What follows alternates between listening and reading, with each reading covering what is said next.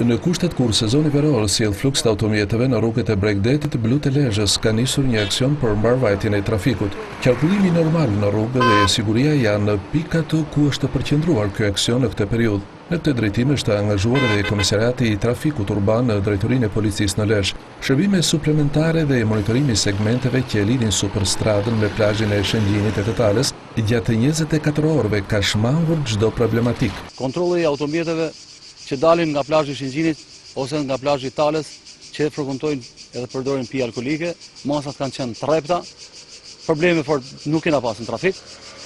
Rrjedhshmëria ka qenë e mirë e mjeteve, bllokime rrugë nuk kemi pasur, në bashkëpunim edhe me Drejtorinë e Policisë së Qarkut, kemi marrë masa, sidomos edhe për turën e dytë dhe turën e treta, që mos kemi probleme. I lirë përparësia është mjetet që dalin nga plazhi i Shëngjinit për drejtuesi mjetet që përdorin pije alkolike.